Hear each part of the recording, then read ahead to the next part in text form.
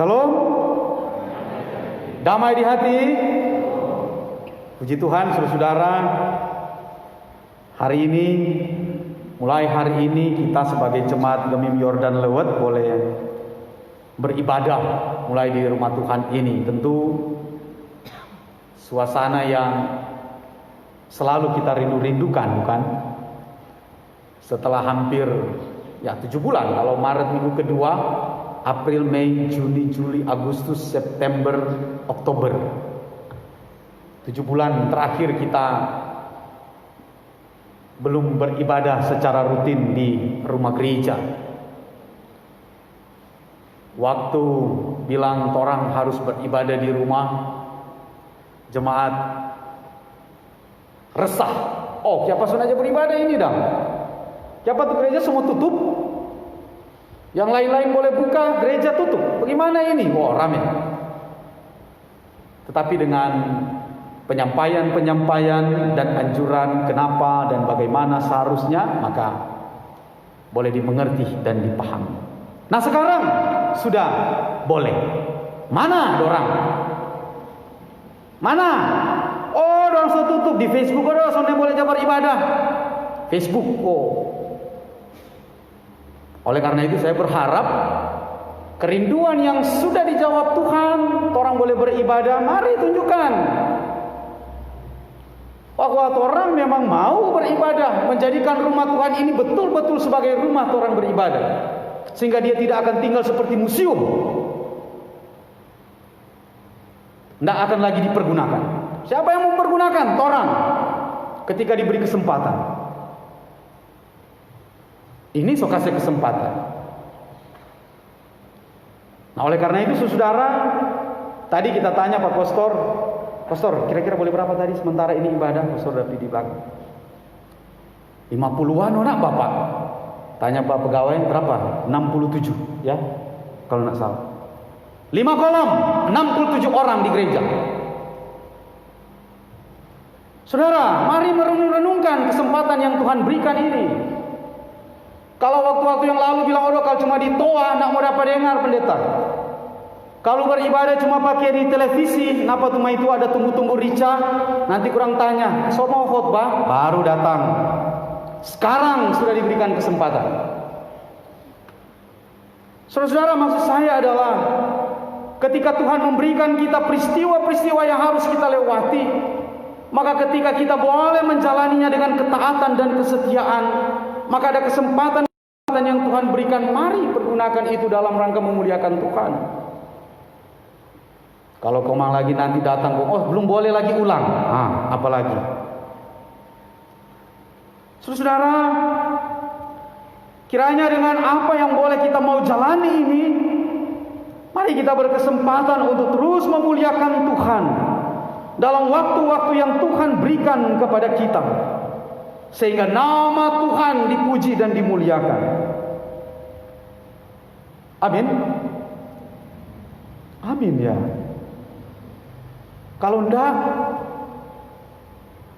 kita harus mengamini bahwa kalau Tuhan berkenan sampai hari ini kesempatan boleh beribadah, mari. 7 bulan ada dalam waktu yang cukup panjang, kita ditantang. Baik pelayanan kita, kerajinan kita, kesetiaan kita, pelayanan khusus ditantang, masih dia piba jemput persembahan atau enggak. Itu tantangan kita. Dan bukan jemaat Yordan Lewet yang kena tua dan samasnya piba jemput, seluruh jemaat Gemim seperti itu. Seperti itu. Sebab itu kita ditantang.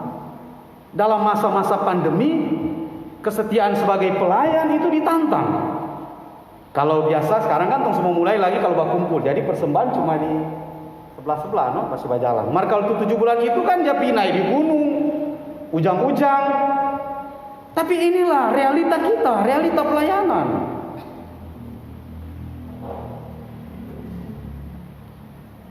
Saya kira tidak sia-sia mereka yang setia, mereka yang taat, yang rasa kok itu berkat orang jarasa juga sendiri. Dampak dari sebuah ketaatan dan kesetiaan. Nyanda kok mau dirasa oleh orang lain, itu orang juga jarasa. Nah, saudara-saudara yang dikasihi dan diberkati Tuhan, saya kira mengantar kita ketika kita boleh beribadah lagi di rumah gereja, mari bersyukur. Tantangan yang kita jalani ini anak gampang, tetapi mari jalaninya dengan penuh sukacita dan syukur. Tuhan tidak tinggalkan kita. Nah, saudara-saudara yang dikasihi dan diberkati Tuhan, bacaan kita hari ini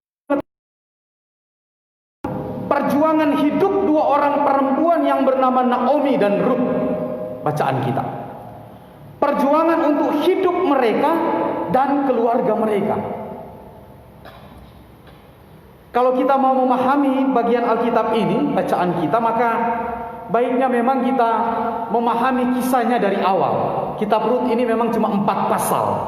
Jadi kalau mungkin ada yang sebaca semua, tapi tidak apa-apa, nanti kalau pulang di rumah nanti bisa dibaca kembali. Kalau kita baca mulai dari pasal pertama, maka kita akan tahu, oh sampai kenapa kong sampai di bacaan kita pasal keempat ini. Apa yang terjadi dalam kehidupan Naomi dan keluarganya, dan Ruth ada di dalamnya.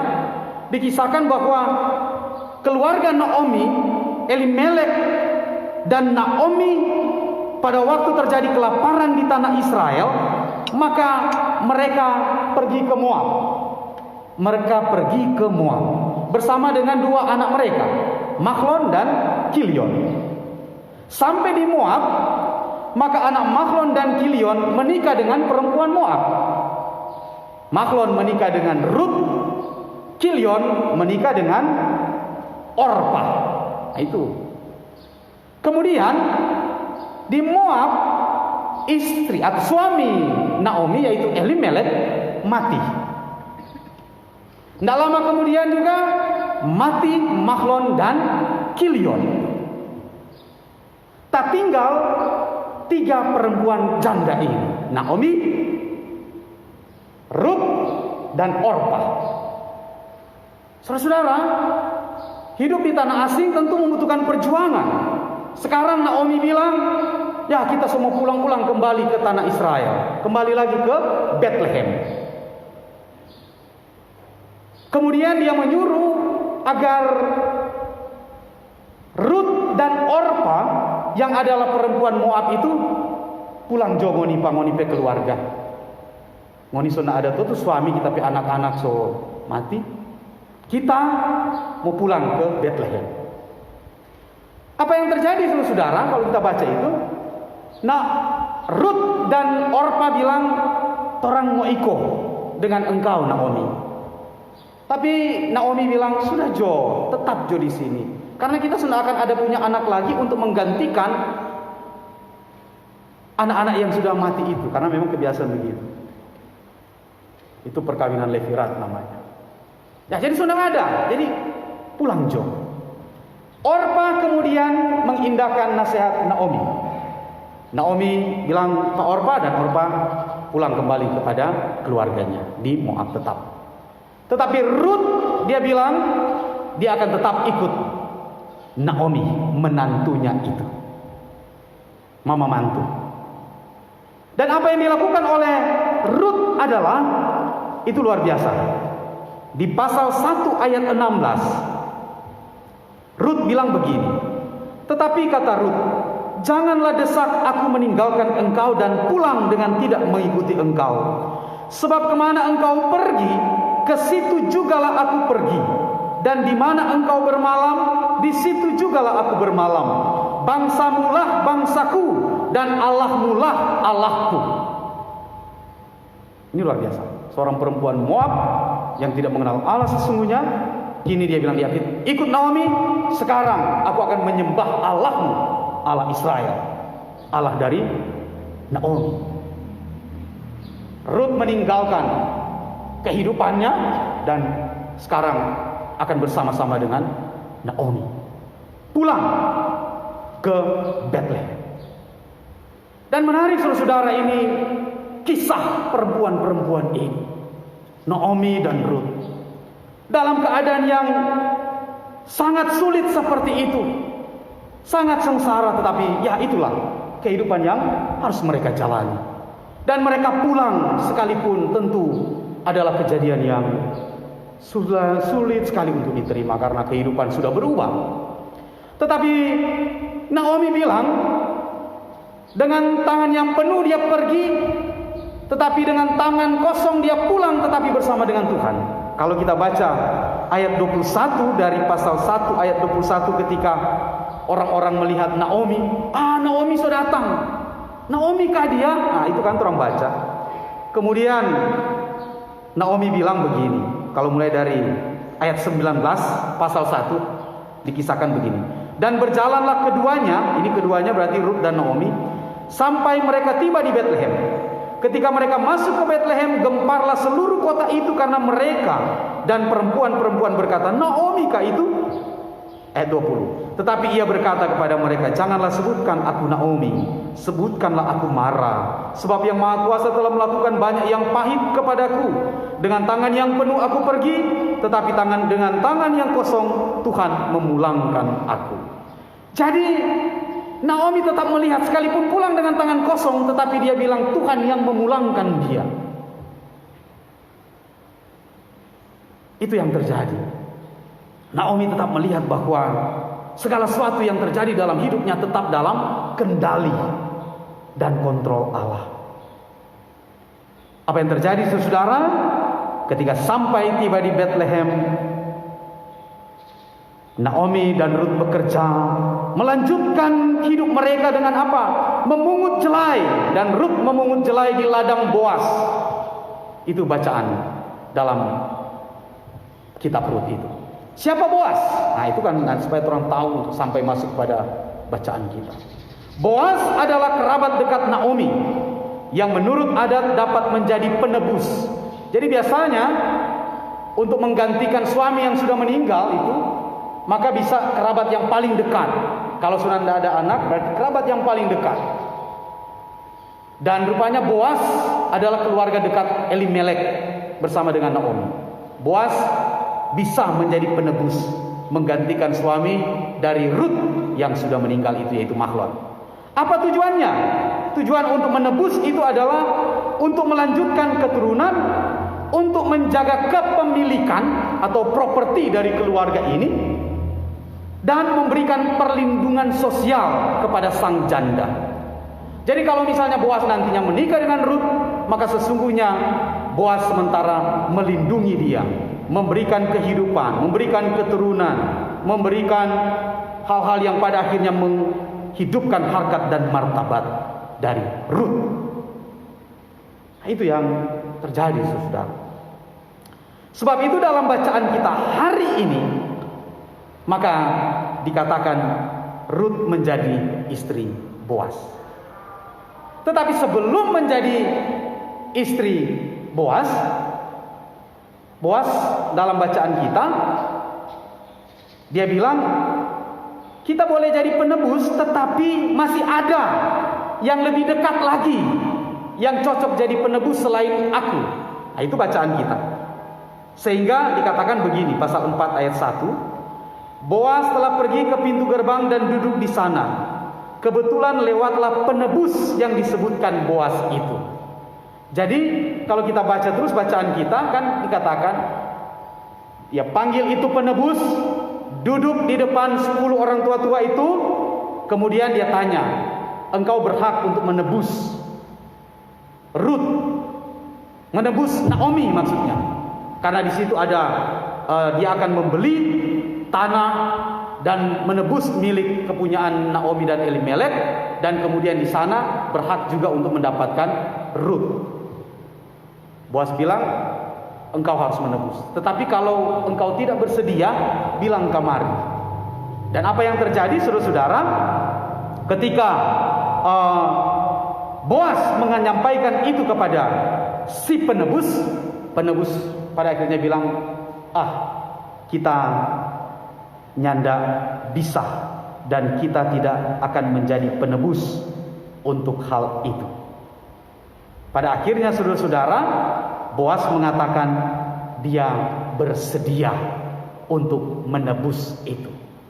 Dia menebus Naomi dengan apa yang seharusnya ia dapatkan, tanah dan seterusnya, dan di dalamnya Rut dapat diperistri.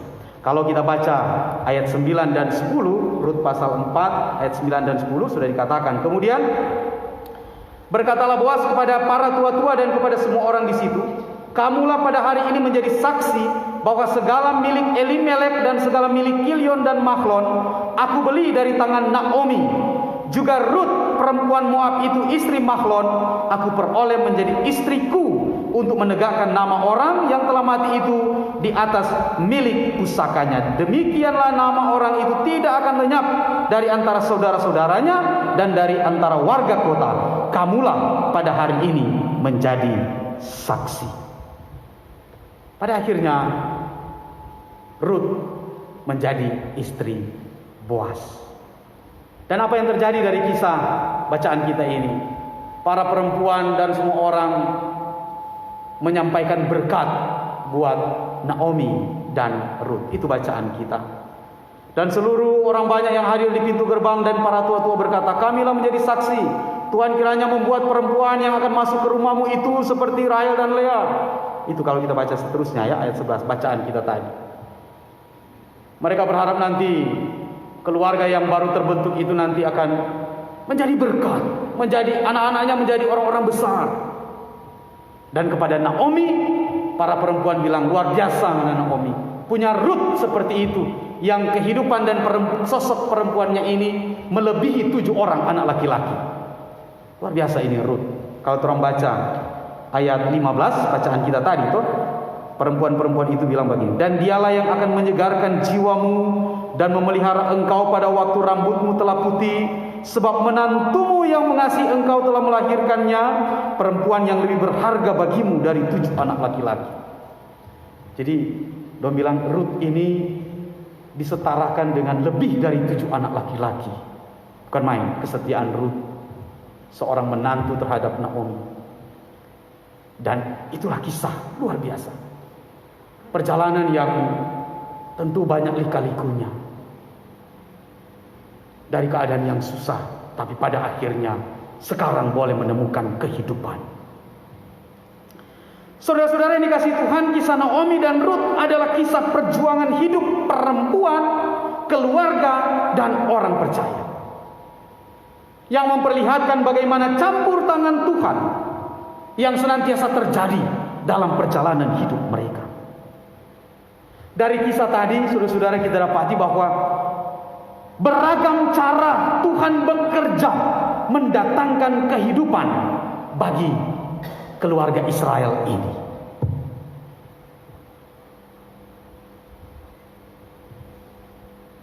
Lika-liku kehidupan dijalani. Naomi merasakan pahit getirnya kehidupan. Tetapi lagi-lagi seperti disampaikan tadi, dengan tangan kosong Tuhan memulangkan aku. Jadi tetap dia melihat bahwa Tuhan tetap ada bersama dengan dia. Bahkan ketika orang bertanya, Naomi kah dia? Naomi bilang, sudah aja panggil kita Naomi. Naomi itu artinya menyenangkan. Panggil jo kita marah. Marah artinya menyakitkan, kepahitan. Tetapi dari apa yang kita lihat bahwa baik menyenangkan maupun kepahitan, Naomi tetap melihat Tuhan dalam pekerjaan-pekerjaannya dalam hidupnya. Itu luar biasa. Sebab saudara-saudara, kegagalan kita sebagai orang-orang percaya kadang melihat bahwa karya Allah itu selalu identik dan selalu melulu keberhasilan, kekayaan, dan hal-hal yang sifatnya materi. Orang bilang Tuhan bekerja kalau orang lihat, oh dia berhasil, dia kaya, dia sukses, semuanya yang dia miliki dengan sesuai dengan apa yang dia inginkan. Oh, Tuhan ada. Ketika mungkin tidak seperti yang dia dambakan, dia bilang, oh Tuhan sudah ada. Kegagalan kita kadang-kadang melihat bahwa karya Tuhan itu ada kalau materi itu banyak. Tuhan itu ada kalau keberhasilan. Tuhan itu ada kalau tangan penuh. Ketika tangan kosong, Tuhan sudah ada. Naomi melihatnya lain. Dengan tangan penuh Tuhan bawa, dengan tangan kosong Tuhan bawa pulang. Tetap dia melihat Tuhan dalam keseentero hidupnya.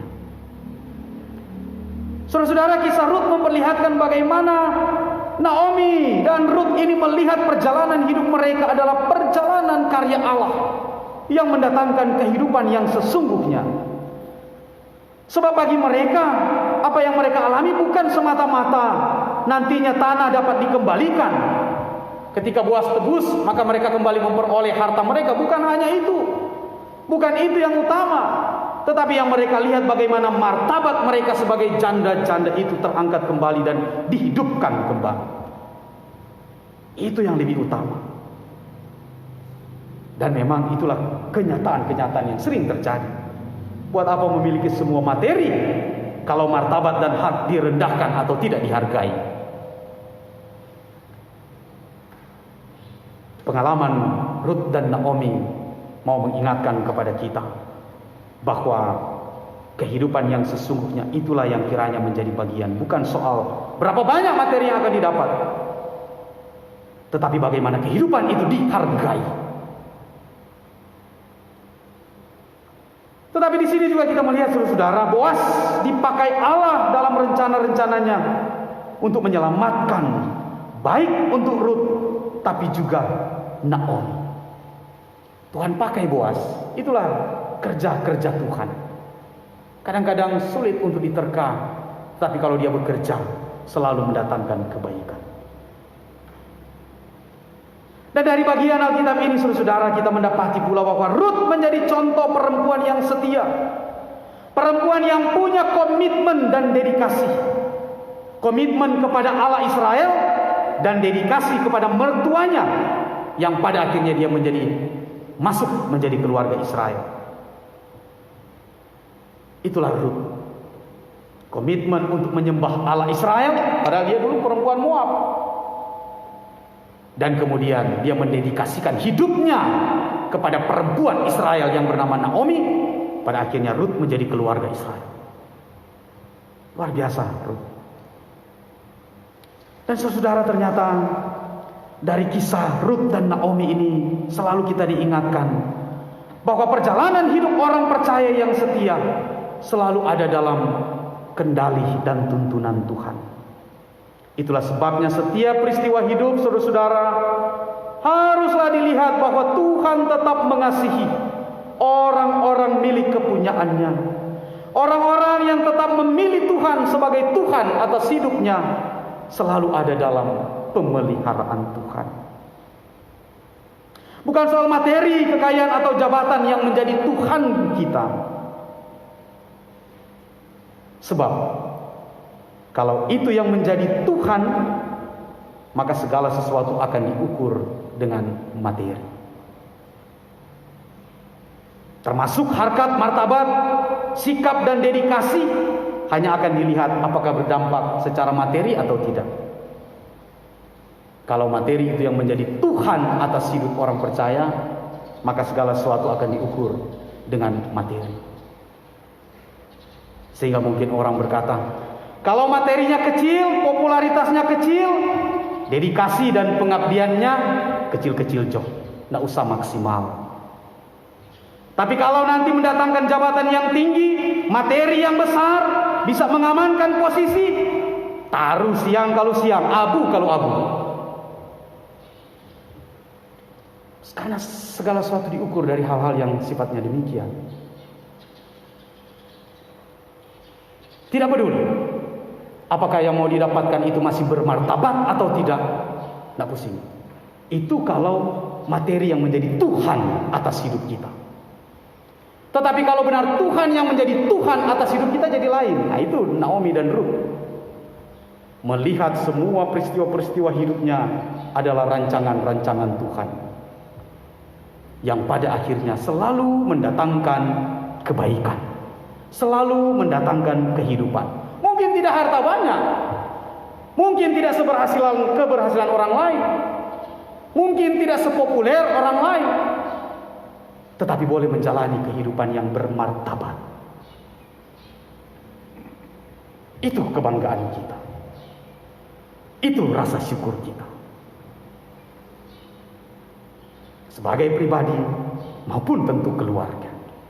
Dari kisah ini begitu luar biasa mau mengajak kepada kita Mari tetap menjalani hidup pribadi dan keluarga kita dalam segala situasi dan kenyataan yang ada pada kita yang kita hadapi. Tetap Tuhan menjadi Tuhan atas hidup ini. Hal-hal yang lain pelengkap untuk menjalani kehidupan.